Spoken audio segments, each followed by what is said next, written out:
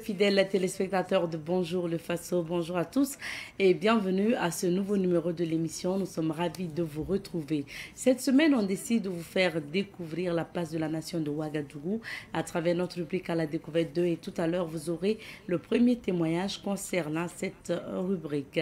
Et pour la revue de presse, nous serons avec Elhaj Amadesoro qui va partager l'information avec nous. Dans la rubrique invité du jour, nous recevrons le syndicat des moniteurs d'auto-école. Alors, pour parler de conduite, c'est une association qui a vu le jour il n'y a pas longtemps. On va découvrir l'association, ses objectifs et surtout aussi les activités, le programme d'activité. Ça sera dans un instant. Plus tard, on parlera de Tibélé. Vous le savez, la Cour royale de Tibélé a été classée patrimoine mondial de l'UNESCO. C'était en 2024. Et aujourd'hui, on reçoit des ressortissants de Tibélé qui ont décidé de célébrer le fait que la Cour royale soit classée aujourd'hui patrimoine mondial de l'UNESCO. On recevra le comité d'organisation aussi pour en parler. Alors, voici planter le décor de l'aventure de ce matin. Merci de nous suivre. Merci d'être avec nous jusqu'à 9h00 sur Savane TV. On part tout de suite et maintenant pour la première rubrique, c'est à la découverte de...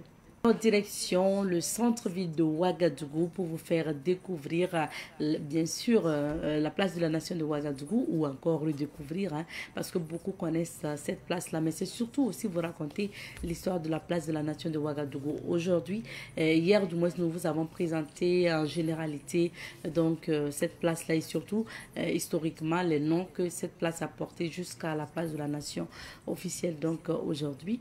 Et on va poursuivre avec le premier témoignage qu'on vous invite à suivre. Je m'appelle Sankara Moussibila. Je suis un ingénieur des travaux de télécommunications en retraite depuis 2000. Et actuellement, je fais des travaux de ferme dans mon village à Tema-Boquin. Le terme place de la nation là, est très récent parce que c'est sous Blaise Compaoré que dans le désir d'effacer tout ce qui est lié à la révolution, en particulier à la personne de Thomas Sankara, on a effacé ça et on a officiellement dit que ça s'appelle la place de la nation. C'est dans le même cadre que les dates du 4 août et autres 5 août ont été remaniées et restituées dans notre histoire. Mais moi, je suis venu à Ouagadougou en juillet 1960. Donc c'est beaucoup plus tard par rapport à l'existence de cette place qui était l'ancien marché de Ouagadougou.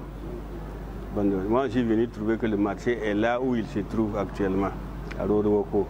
Mais de par appellation et les indications de ceux qui étaient déjà là, ce fut l'ancien marché de Ouagadougou. On l'appelait d'ailleurs Rakoudouin. C'était donc quelque chose qui remonte jusqu'à Anaba Zombré. Alors, donc, c'est-à-dire vers le 16e ou le 15e siècle en tout cas assez loin.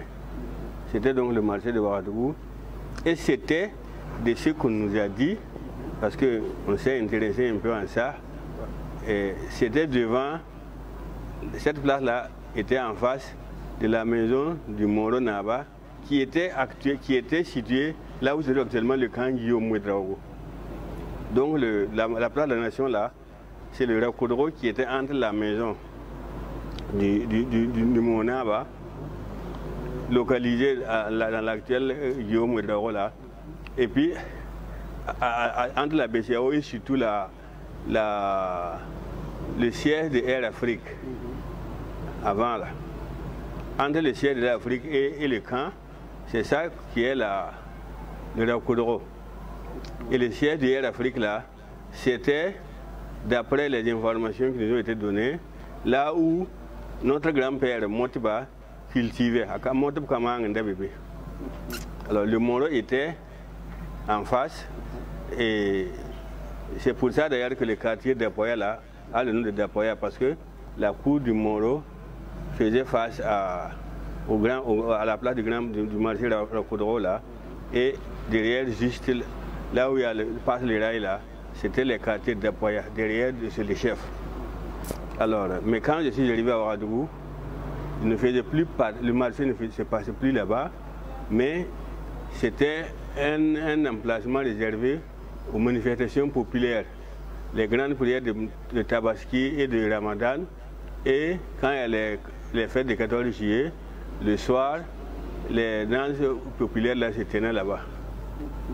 Et en ce moment, comment on appelait cette place? Les autochtones appelaient toujours Rakudro, mais l'administration ou en tout cas le colonialisme appelait la place d'armes. Puisque c'était en face de l'armée, et il y avait la garnison, il y avait le BAM, et puis il y avait le logement du chef d'état-major. C'était vraiment un endroit qui était entre les militaires. C'est les seules constructions qui sont venues après. Mais ça c'est quand j'étais à Ouagadougou.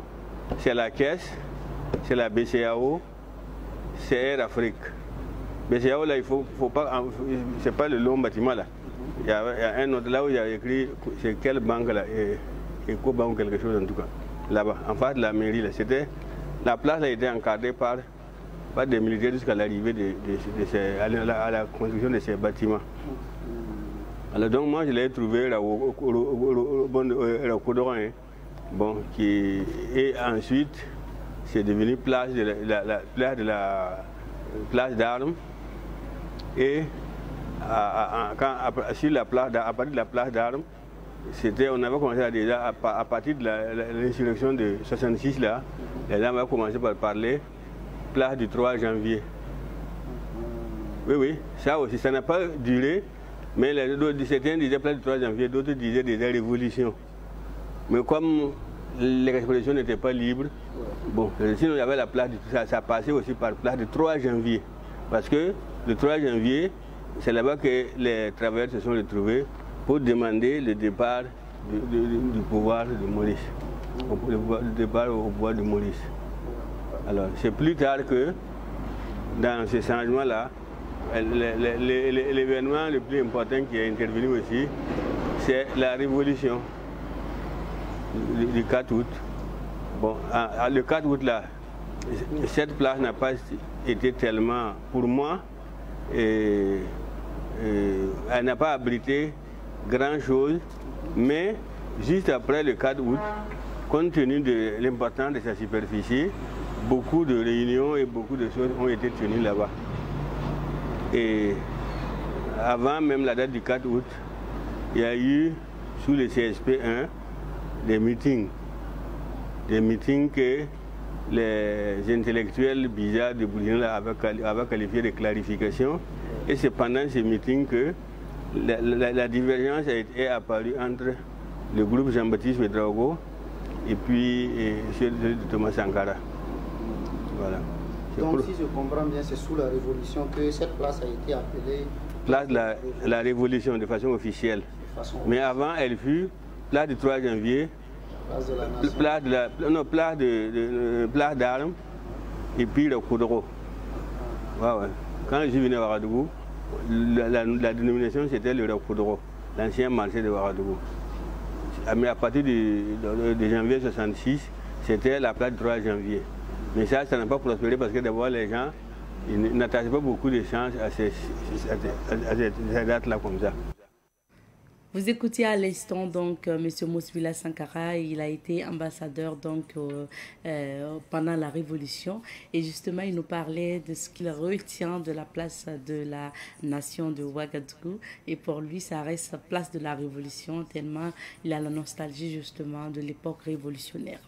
Alors, pour la suite de l'aventure, nous allons marquer une petite pause, le temps d'installer El Hadj Amadé Soro qui va nous informer à travers la revue de presse. Nous recevons ce matin El Hadj Amadé Soro qui va partager l'actualité avec nous. Bonjour et bienvenue El Hadj. Bonjour Rita. Bienvenue. Bonjour à toutes et à tous. Alors, on va découvrir d'abord donc les titres des journaux. Alors, j'espère que Michael est bien concentré à la réalisation. On y va avec le premier journal. Très bien. Alors, donc, on commence avec l'Express du Faso, édité à Bobo Dioulasso à la une de l'Express du Faso, hymne de l'AES, la confédérale soumise au président du Faso, Ibrahim Traoré. Les conquêtes et restauration de l'intégrité territoriale, 347 nouveaux forestiers en fin de stage militaire au GIFA. Autant de dire, fin du terrorisme, encore des efforts à faire. Journée mondiale de la météorologie, météorologie. Donc, message du ministre de l'Industrie, du Commerce et de l'Artisanat. Face au camp, nous sommes tous des adeptes des traditions et des coutumes. Ces premières grosses pluies qui nous préviennent. Baptême de rue Awaga, des compagnons de Thomas Sankara immortalisés. À la suite de l'Express du Faso, place au journal Le Quotidien. À la une du quotidien, Thomas Traoré, ancien député à l'ALT. Pendant que des efforts considérables sont faits, certains acteurs continuent d'organiser des projets funestes. Situation nationale, le gouvernement donne l'information juste aux diplomates. Fonds de promotion culturelle, plus de 300 millions de francs CFA pour financer 456 projets. Présidence du Faso, l'UM de l'AES, la confédérale, soumis au président Ibrahim Traoré. Nous poursuivons notre randonnée avec la presse burkinabé, cette fois-ci avec le journal donc Sidoaya, le quotidien d'État. À la une de Sidoaya, situation nationale, le gouvernement et le corps diplomatique harmonisent leurs vues. Burkina Faso, des panafricanistes saluent la réhabilitation du président Thomas Sankara. Trait de plume, une mission délicate, Alliance des États du Sahel. L'UM de l'AES, la confédérale, soumis au président Ibrahim Traoré. Fonds de soutien patriotique, grâce aux contributions, nous avons ce qu'il faut pour accomplir notre mission, un VDP national. Vivre ensemble, 6 ans de paix entre PDI de Pazani et population haute. Baptême de rue dans la commune de Ouagadougou, 5 compagnons du président Sankara immortalisés. À présent, donc, nous avons rendez-vous avec le journal Le Pays. À la une du journal Le Pays, révélation, commune de Ouaga, une opération nocturne pour sécuriser les cimetières. Alliance des États du Sahel, l'UM, la confédérale, soumis au président Ibrahim Traoré. Mémorial Thomas Sankara, plus de 177 milliards de francs CFA à mobiliser. Les panafricanistes saluent la réhabilitation du père de la révolution burkinabé. Lutte contre le paludisme, le tout n'est pas de disposer d'une moustiquaire. Indice de Burkina Info, une course cycliste pour clôturer une belle fête. Amadé Adama Soro, chef d'agence de voyage, les bienfaits du Hajj sont immenses, à la fois spirituels, sociaux et personnels.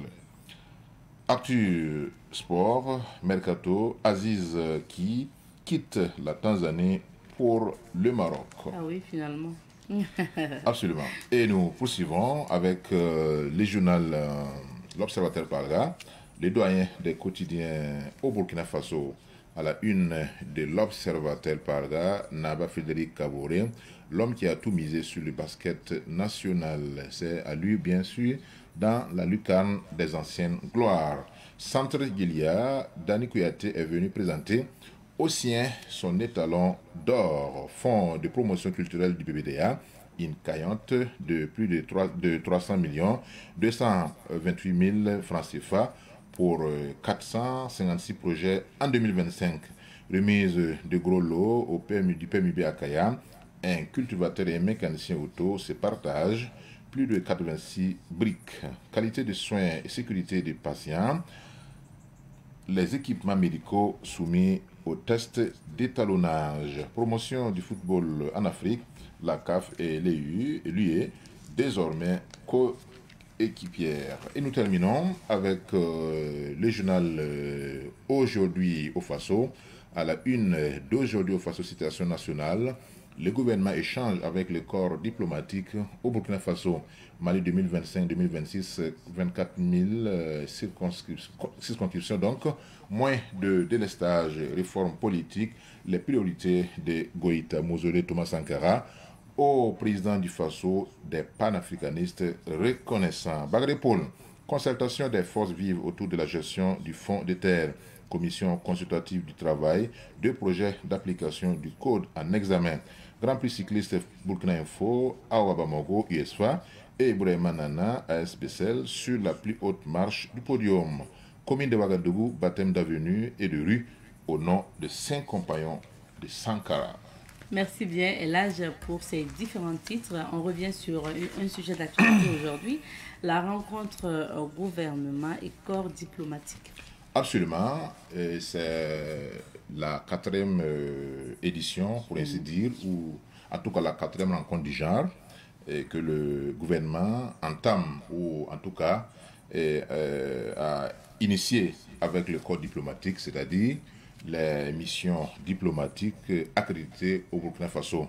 Vous savez très bien que dans les relations internationales, en matière de diplomatie, le ministère des Affaires étrangères est ce qu'on appelle la porte d'entrée de la diplomatie d'un pays. Il faut instituer une tradition de dialogue et d'échange d'informations parce que le gouvernement, en l'occurrence le ministère des Affaires étrangères, est considéré comme la porte d'entrée et la première main d'information pour le corps diplomatique.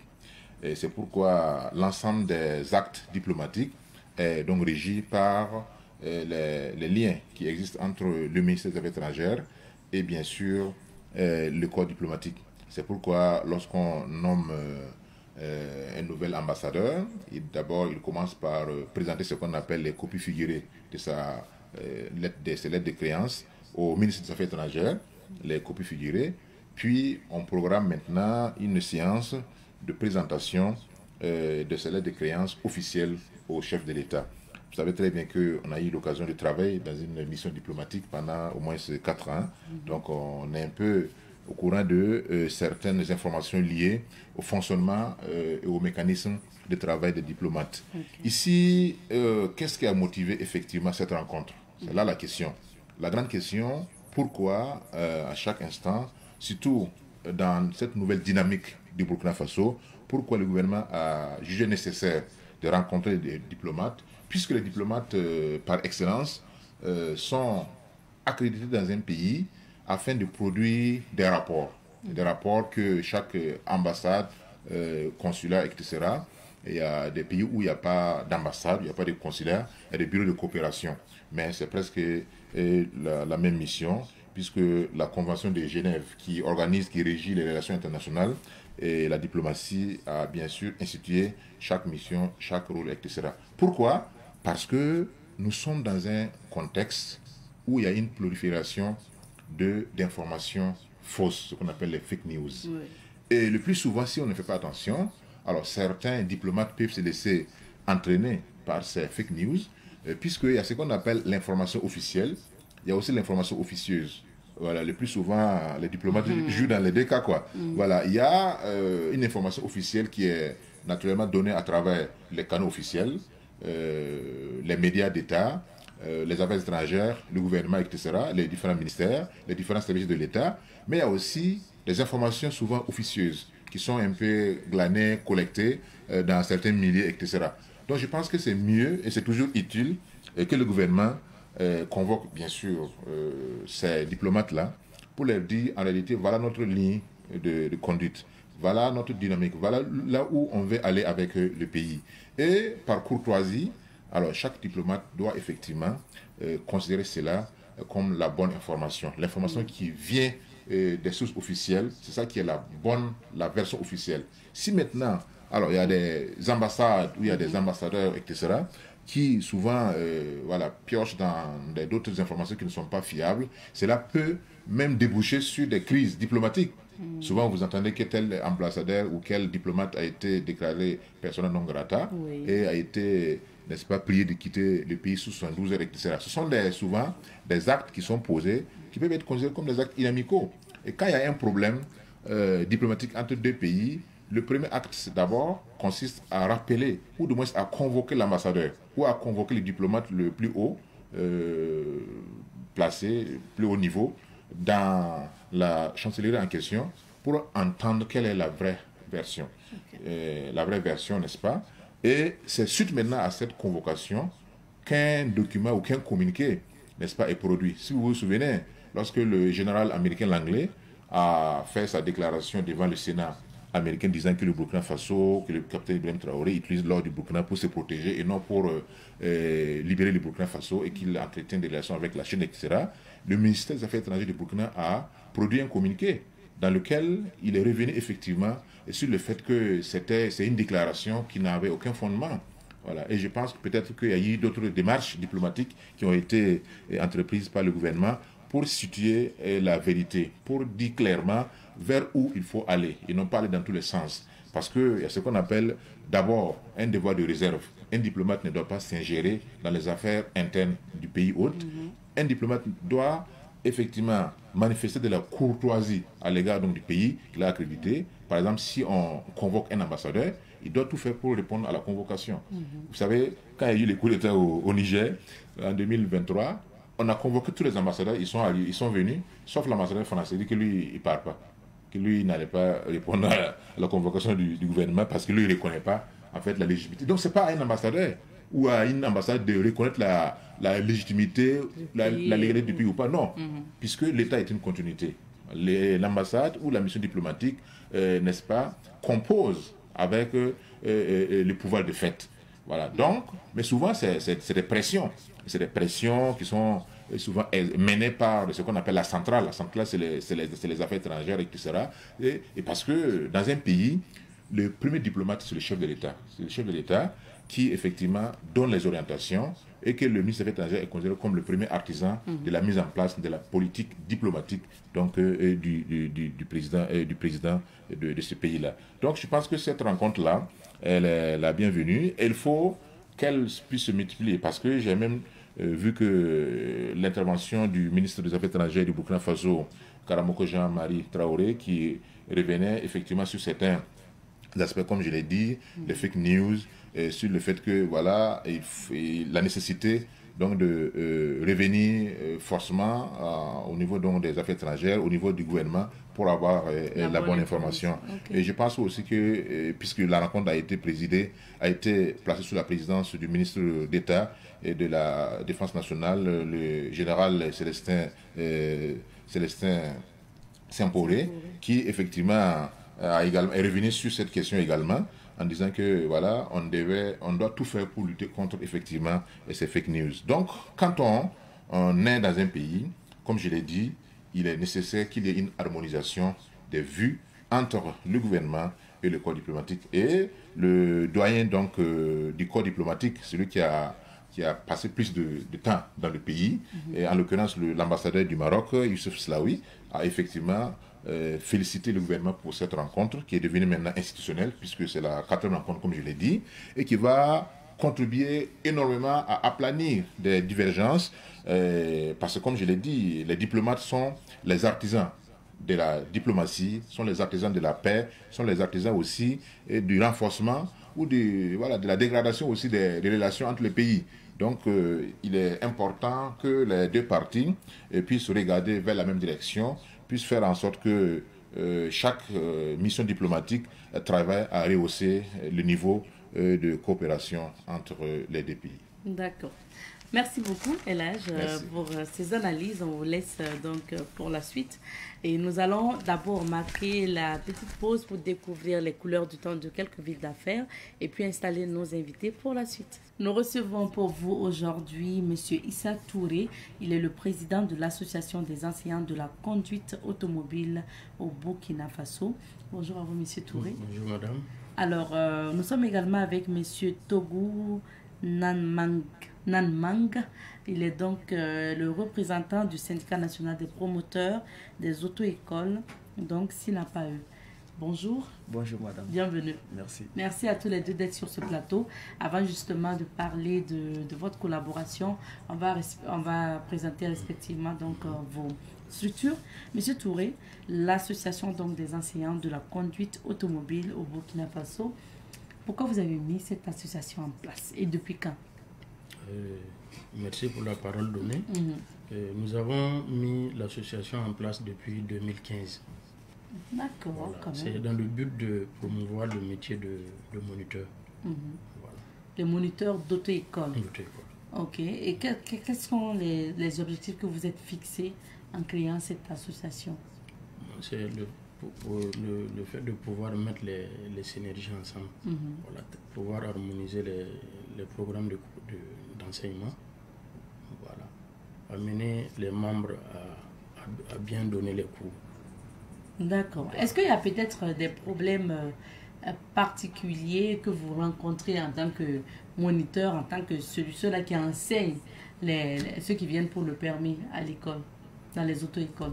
Bon, les difficultés, ça ne manque pas. Ça c'est quoi comme difficulté? Bon, vous voyez, des fois, il y a des gens qui viennent s'inscrire et ils ne viennent pas au cours. Et des fois, c'est très compliqué. Mais on dit aussi qu'il y a des moniteurs qui sont compliqués. Bon, qui font que les gens même fuient, qui sont durs quand ils donnent cours. Vous savez, l'enseignement des adultes, c'est un peu compliqué. Voilà. C'est un peu compliqué. C'est pas comme si on donnait des cours à des enfants. La plupart de nos candidats sont des adultes. Oui, bien sûr. Voilà. Alors que l'encadrement des adultes est très différent des enfants. C'est ça notre difficulté. On dit aussi que souvent aussi il y a des moniteurs qui n'ont pas reçu la formation nécessaire pour être moniteur, mais qui se retrouvent dans les auto-écoles parce qu'ils ont leurs parents qui sont responsables d'auto-école. Qu'est-ce que vous répondez à ça?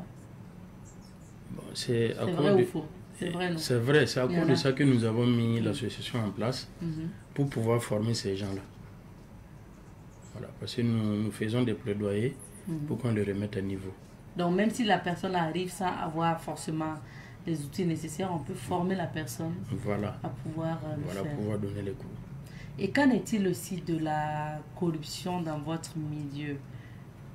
Parce que souvent en classe, pour le code, ça passe peut-être mieux. Mais quand on se retrouve pour le créneau, pour la conduite, on dit qu'il faut souvent glisser aussi quelque chose au moniteur pour être sûr qu'on aura toujours le volant pour apprendre.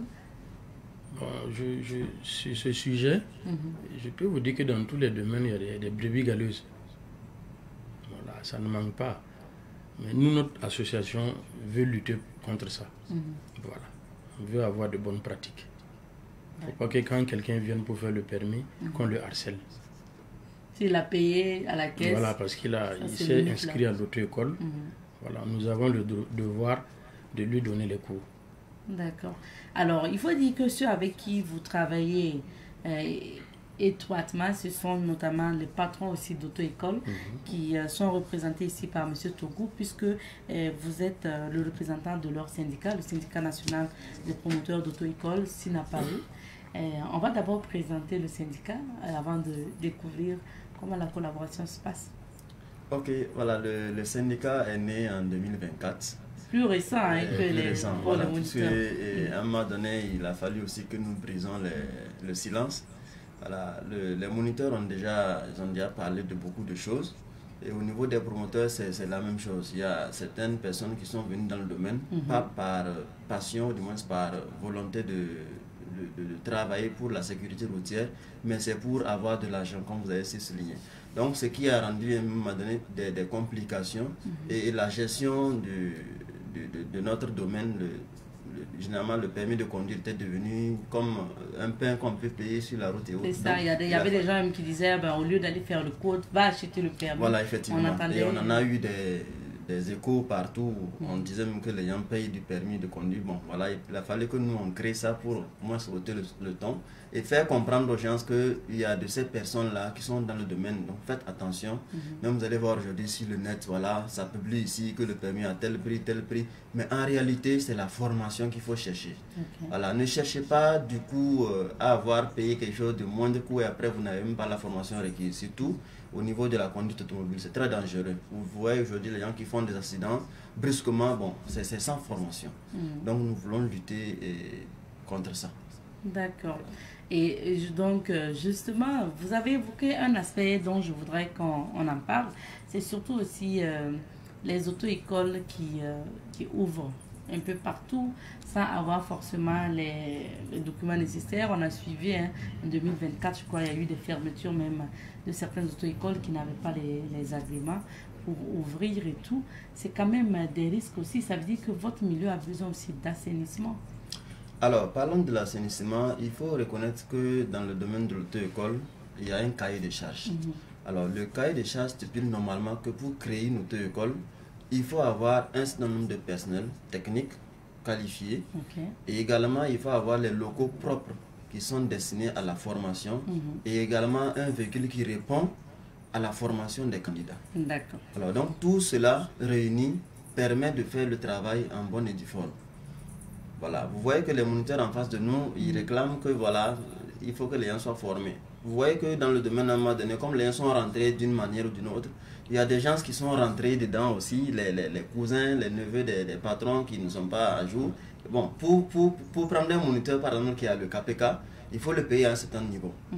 Voilà. Maintenant, on va revenir sur comment on devient justement moniteur tout à l'heure. Voilà. Donc ça, c'est un diplôme le KPK, voilà. De formateur pour être conducteur. C'est ça. Ok, moniteur du moins. Ok. Donc bon, comme les gens prenaient des gens d'une manière ou d'une autre pour faire le travail, parce que généralement les gens croient que pour apprendre quelqu'un à conduire, il suffit seulement de savoir conduire et de faire comprendre aussi aux gens. Alors que c'est très très différent, comme il avait souligné. Et il faut d'abord savoir que pour former quelqu'un, il faut se dire que c'est une personne adulte. Et il y a des principes. Bien sûr. Voilà. Tant que ces principes-là, on parle de l'andragogie en ce moment, la formation des adultes, il faut connaître ça pour pouvoir faire passer le message. Mais ceux qui n'ont pas cette connaissance, vous voyez que vous êtes tous que les gens insultent bien, les gens font quoi? Bon, quand tu ne connais pas la chose, tu prends ça autrement et ça, le courant ne passe pas. Donc, ce sont ces brebis galeuses-là que les gens prennent pour généraliser. Or, normalement, ça ne devrait pas être le cas. Donc, autant l'enseignant de l'école primaire, je vais parler de l'instituteur, passe bien sûr par la formation, son examen avant d'aller enseigner les enfants. Autant les moniteurs aussi doivent apprendre avant d'aller. Justement, comment on devient moniteur d'auto-école, M. Touré? Okay. Pour devenir moniteur, la première condition, il faut avoir le permis de conduire évidemment. Être titulaire d'un BPC, d'un brevet d'enseignement primaire du premier cycle, le BPC. Ensuite, faire une formation au niveau du CFTRA, sanctionnée par un KPK. Votre formation, là, ça dure combien de temps? 6 mois. Ok. Voilà. Donc, c'est le KPK qui peut vous donner l'autorisation d'enseigner. Mais après cette formation, il faut avoir une autorisation délivrée par la DGTTM. Et on peut faire la formation sans être moniteur. On peut aller faire la formation à titre personnel comme ça pour apprendre le cours de la route, pour bien s'initier, mais on n'est pas moniteur. Il faut avoir l'autorisation de la Direction générale des transports terrestres et maritimes pour être moniteur. D'accord. Voilà les conditions pour être moniteur. Sinon, on ne peut pas enseigner comme ça, directement dire qu'on est moniteur. Ah bon, donc vous voyez, il y a quand même un certain niveau. Voilà. Donc le BPC ensuite aller se personnaliser, se former pour devenir moniteur. Ok. Alors maintenant, on a sur le plateau des moniteurs qui enseignent dans les classes et de l'autre côté, donc le représentant de ceux-là qui créent les auto-écoles, qui embauche donc les moniteurs. Comment vous travaillez ensemble? Je donne la parole à M. Togo d'abord. Alors, donc, il faut dire que lorsqu'on crée une auto-école, déjà comme le cahier de charges le veut, il faut des personnes techniques qui sont formées, qualifiées pour le travail. Alors, donc, on recrute ces personnes-là, déjà qui sont formées, qui savent ce à quoi ils ont affaire.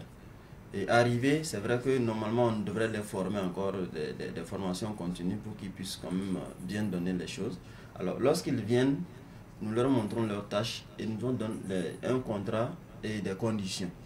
Puisque lorsque tu veux traiter un client, il faut qu'il soit bien traité pour que demain, voilà, ça répercute. Voilà. Maintenant, quand on recrute un moniteur, on lui donne sa tâche, son contrat. Et bon, voilà, le travail commence. Le travail commence. Voilà. Ok. Alors, monsieur Touré, c'est quoi, par exemple, les soucis? Donc, il faut ignorer un peu monsieur Togo, mais c'est quoi un peu les soucis que vous rencontrez avec vos patrons? Bon, les soucis, c'est les conditions de travail et la rémunération. Ah.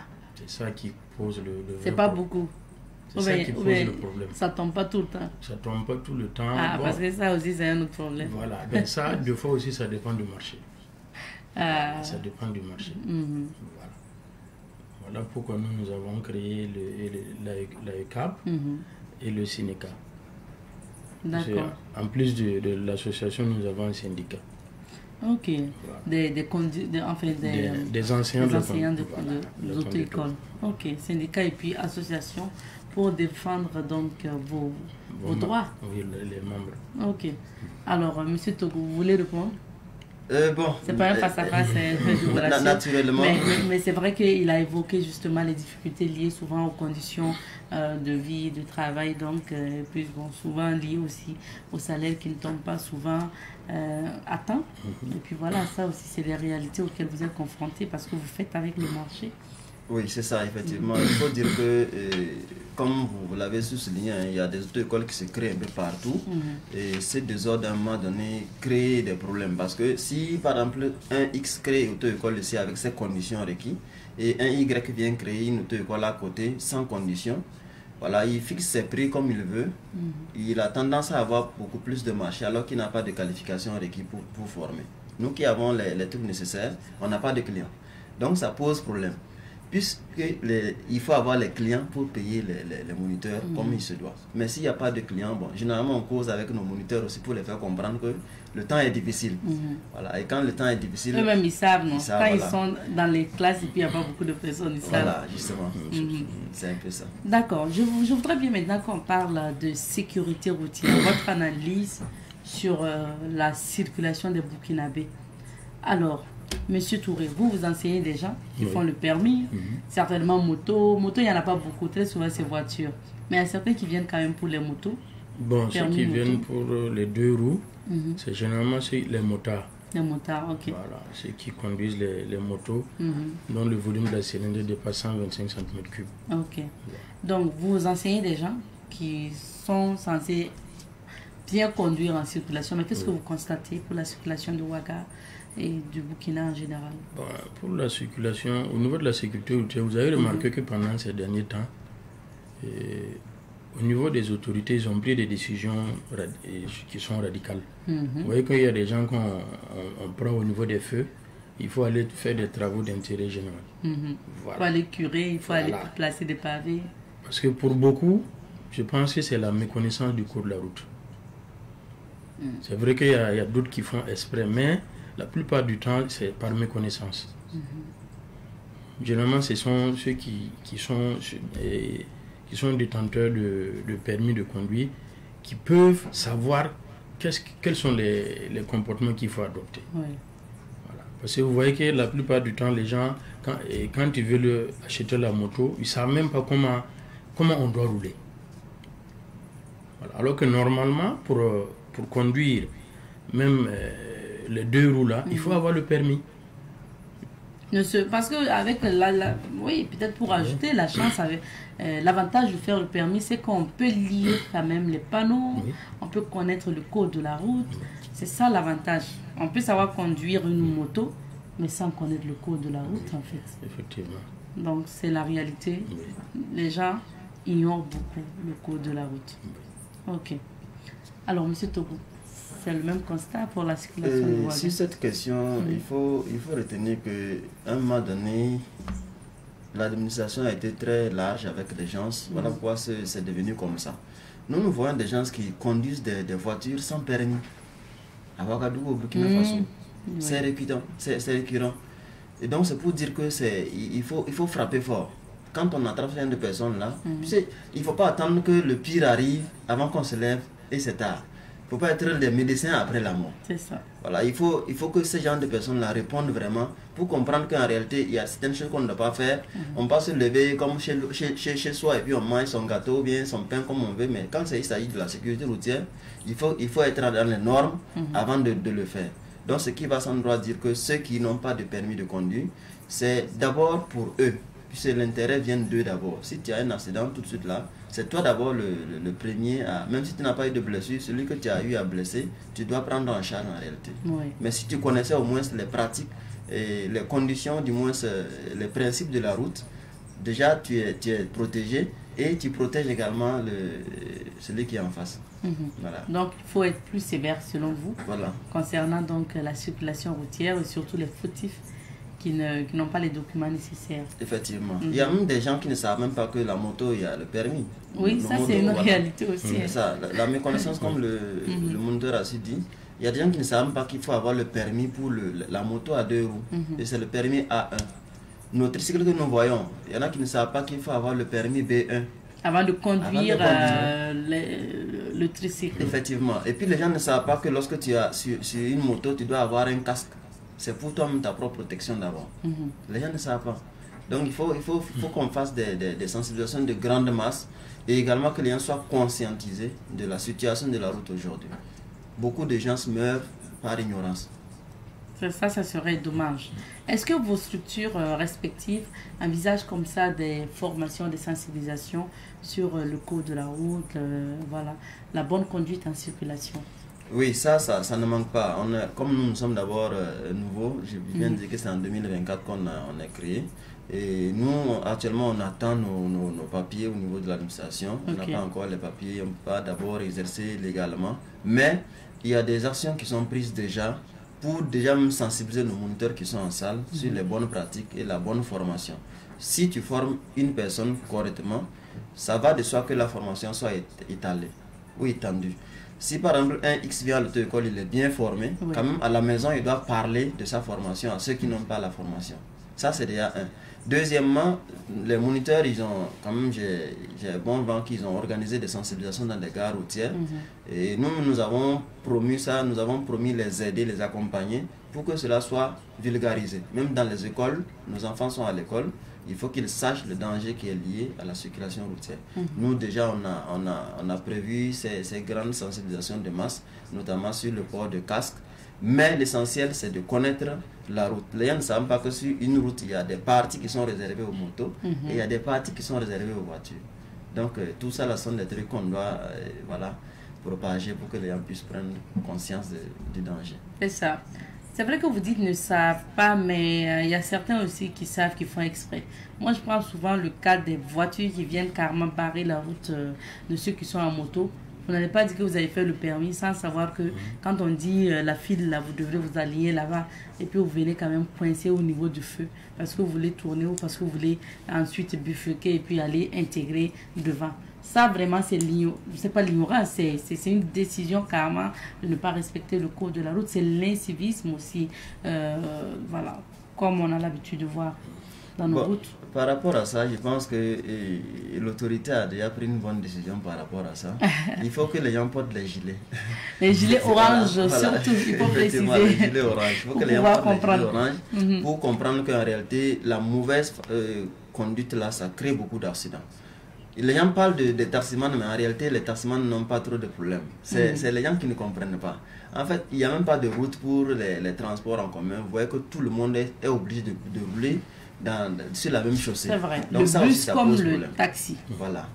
Donc, généralement, ceux qui ont le permis de conduite même, ils roulent mal plus que ceux qui ne connaissent pas, ceux qui n'ont pas le permis. Donc, c'est ça qui est le vrai danger. Quelqu'un qui connaît, qui le fait exprès, c'est difficile. Qu'est-ce qu'on va faire de lui? Voilà. Vraiment. Alors, on parlait de sensibilisation, M. Touré. Est-ce que votre association de moniteurs, vous avez déjà organisé, vous envisagez des formations sur la sécurité routière? Au niveau de notre programme d'activité, nous avons prévu cette année de faire une campagne de sensibilisation au niveau des gares routières. Ok. Voilà, ça ne saurait tarder. Les conducteurs, les voyageurs, eux, ils prennent... Voilà, mais on va profiter. Ok. Voilà, au niveau des gares routières, vous voyez qu'il y a des gens, des voyageurs. Oui. On va profiter en même temps, sensibiliser et les conducteurs et les voyageurs. Ok. Voilà. Ça serait bien. D'ici là, on compte l'organiser. Alors, parlons toujours de l'enseignement. Monsieur Togo l'a souligné tout à l'heure. Est-ce qu'aujourd'hui, vous pensez que les moniteurs enseignent bien dans les auto-écoles? C'est ça aussi, parce qu'il faut savoir rendre aussi à l'apprenant pour qu'il puisse appliquer dehors. Parce qu'on a un programme national d'enseignement. Voilà. Il y a tout un curriculum pour le cours de la route. Voilà. Donc c'est ce programme-là que nous suivons. Donc en principe, pour ceux qui respectent... Voilà, pour ceux qui respectent les programmes. La DGTM est chargée de contrôler l'application de ce programme. Parce qu'on n'enseigne pas comme ça. Il y a un programme national d'enseignement pour les cours de théorie et de pratique. Donc, il faut respecter. Il faut respecter ce programme. On parle de la DGTTM qui est justement votre partenaire à tous les deux, que ce soit les promoteurs d'auto-école, que ce soit donc les moniteurs d'auto-école. Comment justement, est-ce que tout se passe bien ou est-ce que vous avez aussi des doléances à leur endroit, M. Togo? Alors, il faut dire que de nos jours, tout passe par, quand on parle de permis de conduire, on ne peut pas éviter la Direction générale des transports terrestres et maritimes, DGTTM. Et nous sommes également des partenaires stratégiques. C'est vrai que l'État peut former, mais l'État n'a pas les moyens suffisamment pour former toute la population. Donc, il faut passer par le secteur privé qui sont donc les auto-écoles. Les auto-écoles, ils prennent la charge de l'État, ce qui va dire aussi qu'il faut que l'État nous accompagne. Donc on a souvent des doléances qu'on apporte à la Direction générale des transports pour qu'ils puissent nous accompagner afin qu'on puisse faire le maximum de travail. Voilà, généralement l'organisation. Tout vient de... Si la Direction générale des transports dit que telle chose ne se fait pas, tout le monde doit se ranger. Pour réorganiser en fait le secteur. Voilà, donc ce qui va droit sans dire que nous aussi, quand on remarque que quelque chose n'est pas ça, on les interpelle tout de suite là pour qu'ils puissent gérer ça. Pour que ça n'entache pas en fait l'image de toutes les auto-écoles. Exactement. Donc c'est comme qu'a suivi un peu, vous aussi vous suivez un peu ce qui se passe dans votre milieu. Ok, et pour peut-être la délivrance aussi des permis de conduire et autres, l'organisation des examens à leur niveau, est-ce que tout se passe bien pour vous? Et par rapport à ça, il faut dire que c'est comme on a su dire, dans tous les domaines il y a toujours des failles. Mais nous travaillons également à ce que l'examen des permis de conduire se fasse dans des normes. Vous avez dit, il y a des gens qui sont, en tout cas, dans tout domaine. Il faut dire qu'il y a des gens aussi qui font, je ne sais pas si c'est exprès, ou du moins c'est une façon de faire pour que les gens se sentent un peu aisés, comment on appelle, les gens se sentent un peu touchés, voilà, froissés et autres là. L'examen se passe normalement dans les conditions normales. Maintenant, il faut dire qu'en principe, nous, on est en train de travailler la direction pour que, déjà, tout récemment, on a vu qu'il y a une réduction. Voilà, souvent des chèques, là, quand on fait des chèques, il y a des jours qu'on vous donne pour aller encore refaire la formation. Ils sont en train de travailler là-dessus pour que les délais d'ajournement soient réduits pour permettre aux candidats de pouvoir revenir à tout moment après chaque échec. C'est déjà des avancées significatives. Et nous travaillons à ce que, en tout cas... Non, par exemple, si vous échouez au code, enfin à l'examen du code, il y a un temps qui est donné pour que vous repartez à l'école avant de revenir. Voilà, ça peut être souvent long pour vous. Oui, exactement. Puis avant, quand tu fais par exemple un examen que tu échoues, tu peux revenir le 8e jour pour reprendre le même examen. Après le 8e jour, quand ce n'est pas bon, on te donne jusqu'à 15 jours. Et donc après le 15e jour, si tu n'es toujours pas bon, on te donne un mois. Donc voilà, donc on ajoutait seulement. Mais à un moment donné, vu tout ça là, on voit que généralement il y a d'autres, peut-être c'est la panique qui fait qu'ils n'arrivent pas à avoir l'examen et tout ça là. Donc on essaie de travailler pour réduire ces délais-là, pour les permettre de pouvoir se rattraper aussitôt. D'accord. Voilà. Ok. Et la collaboration maintenant, moniteur des GTTM, ça c'est pas direct, et vous passez par les promoteurs, n'est-ce pas? Non, puisque nous sommes en contact direct avec les examinateurs, avec la DGTTM. C'est nous qui sommes chargés de donner les formations. C'est ça. Voilà, donc nous travaillons, on travaille directement avec les examinateurs. Les difficultés, ça ne manque pas, mais bon, on finit par se comprendre. Voilà. C'est quoi comme difficulté? Bon, les difficultés, ça ne manque pas. Voilà, parce que des fois, il y a l'humeur aussi qui joue. Voilà, il y a des moments, bon, l'examinateur aussi, comme c'est des humains, voilà, des fois, c'est pas facile.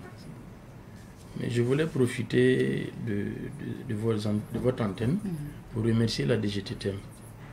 Parce que l'année passée, nous avons eu un atelier de renforcement des capacités des moniteurs. Ok. Voilà. Ils vous ont formé. Voilà, on a eu des attestations qui ont été délivrées après l'atelier. D'accord. Merci bien. Alors, on tend justement vers la fin de notre entretien. On va prendre vos mots de fin, doléances. Ça peut être doléances, ça peut être invite. Donc, M. Togo, on commence par vous. Vraiment, merci beaucoup pour cet entretien. Nous allons remercier la Direction générale des transports pour, en tout cas, les initiatives qui sont prises. et qui sera encore prise davantage pour assainir le milieu.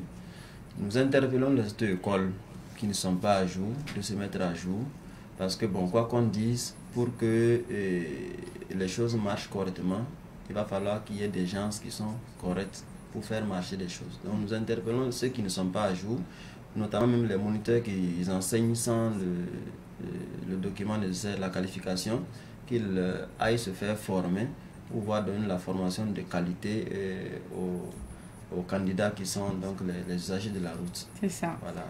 Parce que tout ça a un lien pour éviter surtout les accidents de la circulation. C'est ça. Et merci. Je dis également salutations à la population de Ouagadougou. D'accord. Voilà.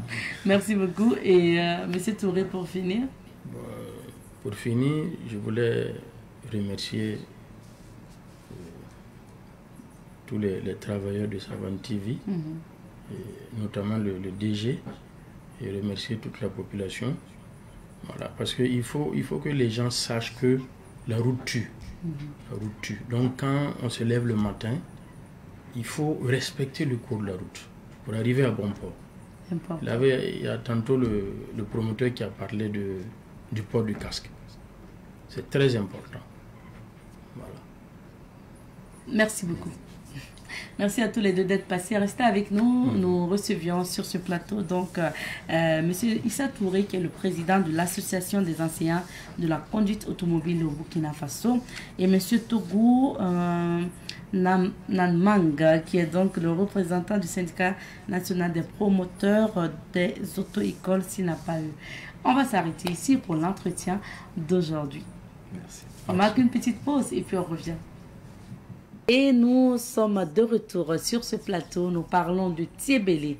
Alors, il faut le dire, la cour royale de Tiébélé a été classée patrimoine mondial de l'UNESCO depuis notamment 2024. Et aujourd'hui, alors, des ressortissants de Tiébélé, surtout les membres de la cour royale, ont décidé de commémorer et de célébrer le fait que cette cour royale fasse partie du patrimoine mondial de l'UNESCO aujourd'hui. Et cette célébration, ça se passe dans quelques jours. On reçoit le président du comité d'organisation sur ce plateau. Il est d'ailleurs fils de la cour royale. Il est artiste musicien. Il est guide au sein de cette cour royale-là. Il s'agit donc de monsieur Arnaud Wambatois. Il est le président du comité d'organisation de cette activité également. Monsieur Wambatois, bonjour. Bonjour. Bienvenue. Merci. J'ai bien prononcé votre nom. C'est ça. Merci d'être sur ce plateau pour nous parler donc de Tiébélé.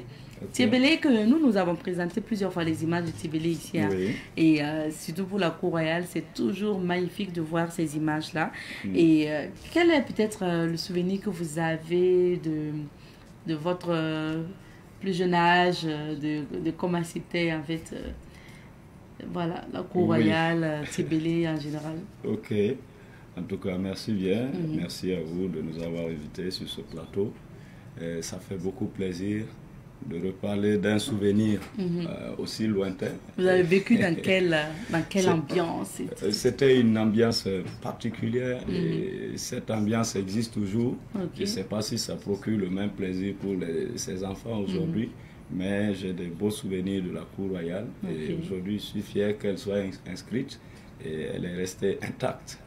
Voilà, c'est la favelas de Tiébélé. C'est une cité où il y a plusieurs cases et il y a plusieurs habitants, des centaines d'habitants. Quand même. Et au soir, vous mangez partout dans les ménages, vous faites le cache-cache en pleine journée. C'est extraordinaire. Est-ce que vous aviez ou vous avez toujours des moments comme ça où tout le monde se réunit au moment des moments de la journée ou de la semaine? Oui, on a des moments comme ça, surtout que la cour royale, je vous rappelle, c'est quand même un lieu très important. Donc on a souvent des cérémonies, des rituels où il y a besoin que toute la famille soit présente. Donc c'est des occasions comme ça. Et aussi quand on célèbre des mariages ou autre chose, c'est l'occasion où vous avez des gens réunis de la même famille, une centaine, voire plus quoi. D'accord. Voilà. C'est assis, donc c'est grand, c'est plusieurs concessions. Et quand nous avons filmé là, les cases là même sont différentes. en fonction de si vous êtes célibataire, si vous êtes marié. C'est un peu l'histoire aussi qu'on nous a racontée. Oui, oui, justement, c'est les différentes cases. Beaucoup demandent, mais pourquoi il y a autant de maisons et autant de cases? Oui, chaque case a sa particularité. Là, vous avez la case mère, là où se passent les rituels, là où on fait les initiations et tout ce qui va avec la femme aussi se passe dans cette case-là. Vous avez les cases rectangulaires qui sont réservées aux couples et les rondes avec le toit de chaume là en paille pour les célibataires. Donc ça là, c'est pour regarder avec nous. Alors ça c'est la case de célibataire. Donc si on arrive dans la cour et puis on voit cette case là, la personne n'est pas mariée. Là on sait que c'est un célibataire, n'est pas marié. Ok. Vous voyez, donc il y a plusieurs formes et on peut reconnaître, il faut savoir lire quoi. Oui, il faut savoir lire. Et puis bien sûr, monsieur Wambatois, la particularité c'est la décoration des murs. On voyait à l'image des femmes qui étaient en train de décorer. Oui. Ça là, qu'est-ce qu'on vous a dit concernant la décoration des murs? Pourquoi toujours faire ces décorations? Bon, il faut dire aussi que chez nous, en pays Kassena, on dit que le respect d'une femme se trouve dans la propriété et la beauté de sa case. Donc, embellir ses cases, c'est non seulement pour rendre la case belle, mais ces symboles-là expliquent également l'histoire et la tradition des Kassena. Voilà. Donc, chaque symbole que vous voyez sur ce mur a bien sûr une signification particulière qui va avec la tradition des Kassena. Et les couleurs également ont un sens et c'est des pigments naturels qui sont utilisés tels que le kaolin, la pierre volcanique qui est le noir, le rouge c'est de la latérite rouge et après il y a toute une technique pour mettre le vernissage à la décoction de l'écorce du fruit de néré qui sert de vernis. Donc asperger sur le mur, c'est ce qui donne le brillant et ça fixe le mur, ça le rend imperméable face aux eaux de pluie. Donc c'est toute une procédure. Donc, voilà. Maintenant, parce que souvent on observe... Voilà, par exemple, elle met le vernis. C'est le vernis qu'elle est en train de mettre. Voilà. On observe souvent des images, on peut même souvent voir des images de tortues. Bon, hormis ces dessins-là, des images... Ils ajoutent des images...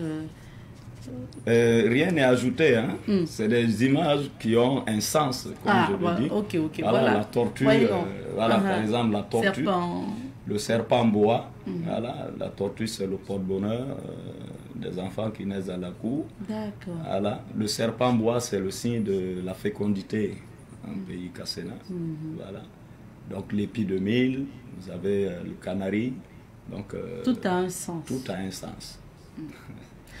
D'accord. Est-ce que c'est cette culture-là que les femmes ont de rendre belle leur case à l'intérieur comme à l'extérieur, ça se transmet aux enfants? Et comment ça se passe? Oui, justement, ça se transmet.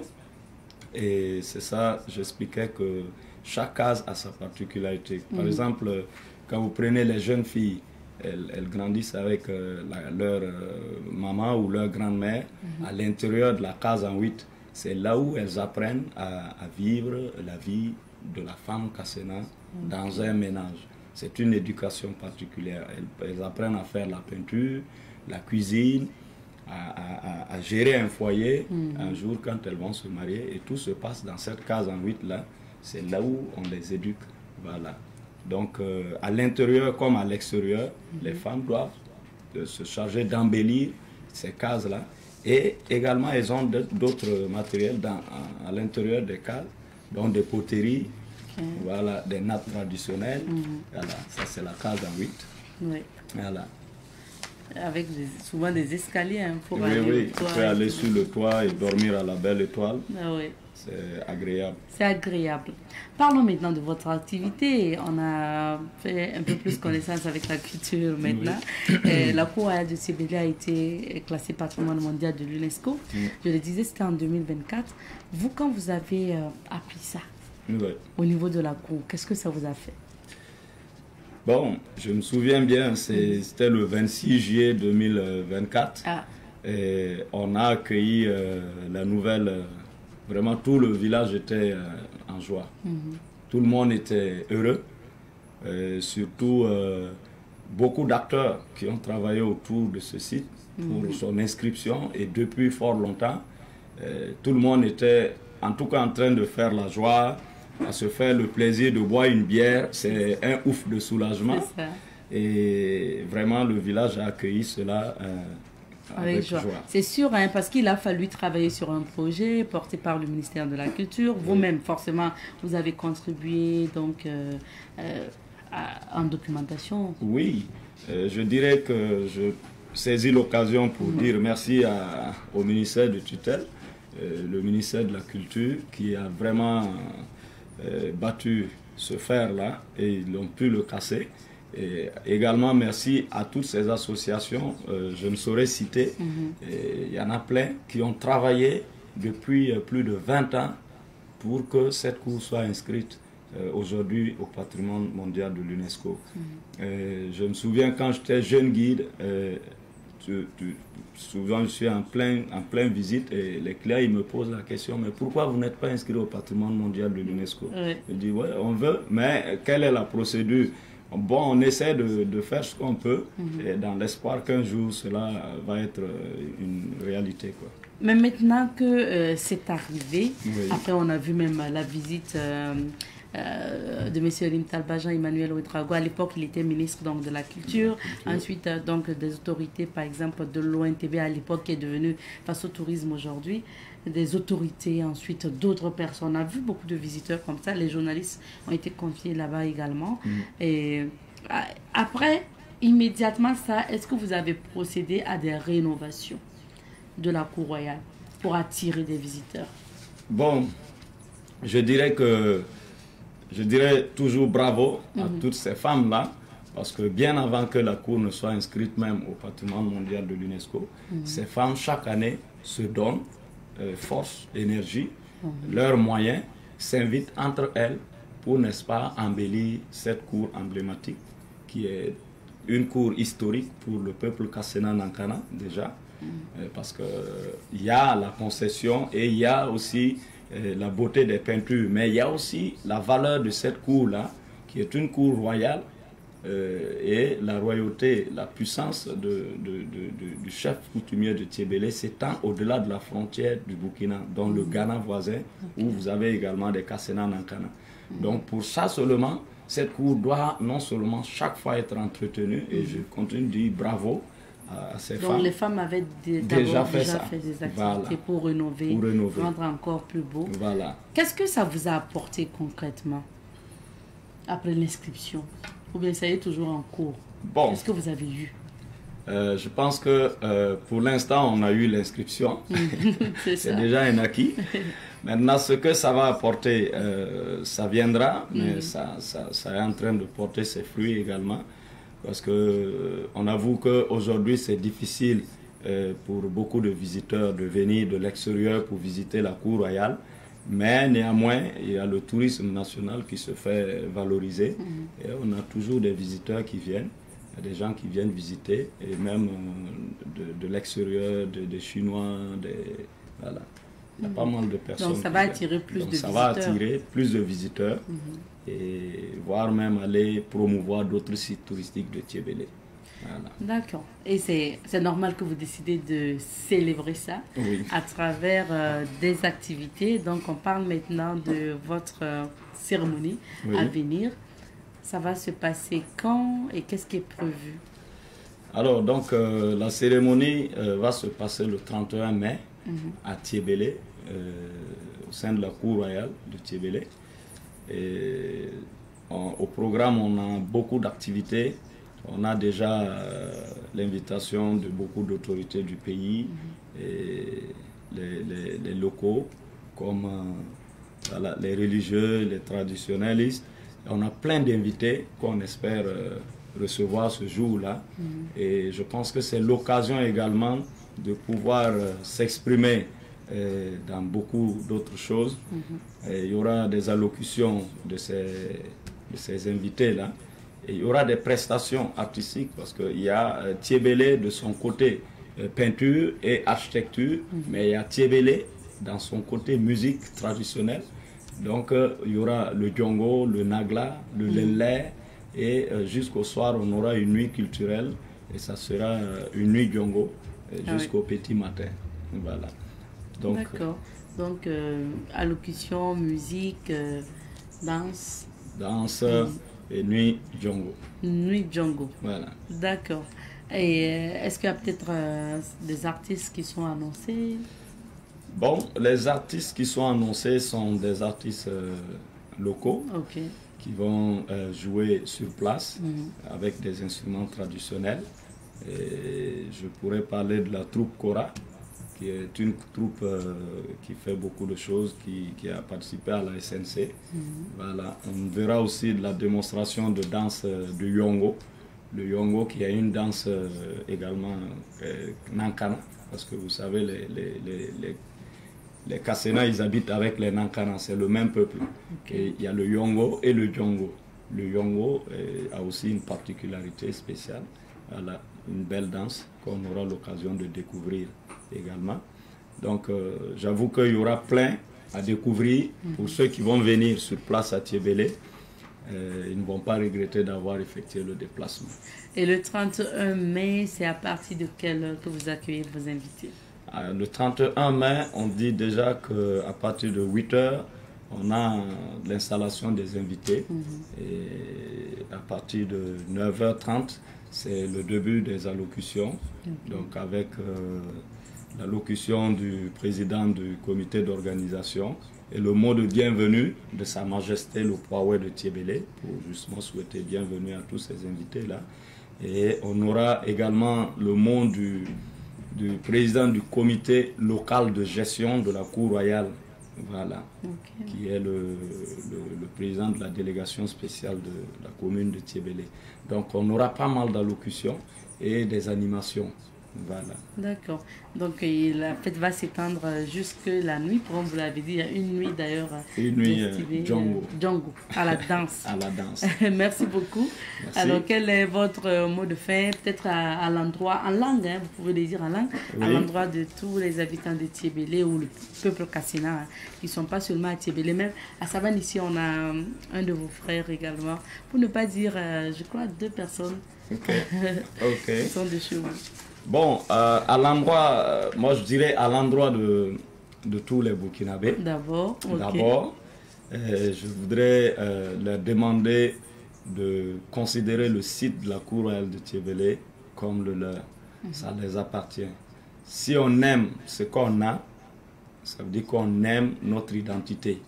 Et ça va permettre aux générations à venir de justement continuer à aimer ce que leurs parents les ont laissé. Et ça va perpétuer cette chose-là qui était en train de partir. Dans d'autres endroits, on voit il y a beaucoup de choses qu'ils ont perdues. Aujourd'hui, on se réjouit que la Cour royale reste et dans son originalité. Je pense que si tous les Burkinabés donnent de l'amour pour notre valeur culturelle, ça va rester le plus longtemps possible. D'accord. Voilà. Donc un mot quand même. Un mot pour mes frères Kassena. Abonwe yezura wa mama irane. Balmama na jebani de wandikato nte akiyale la irane. Atao chibela mama na wurbiya ba aizan atawa man kwane. Chankanda fin pardwa nkwane sirije da chibele de lardane de sa jongoro yongo de sa nagla. Devant Kassena biaye na mangamo do jedane dergwe na manga akiale. Akiale, ça veut dire quoi? Je vous remercie. Akiale. Akiale. Akiale. Akiale. Akiale. Voilà. Ok. Parce qu'on dit Denle pour dire bonjour. Denle. Akile pour dire je vous remercie. Akile. Akile. Ok, Akile, monsieur. Voilà. Merci à vous d'être passé. Et puis Merci. nous, on dit aussi Akile à tous ceux qui nous ont suivis aujourd'hui, puisque l'émission est terminée pour ce matin. Merci de nous avoir suivis et à demain pour d'autres rendez-vous de l'émission. Allez, tchuss.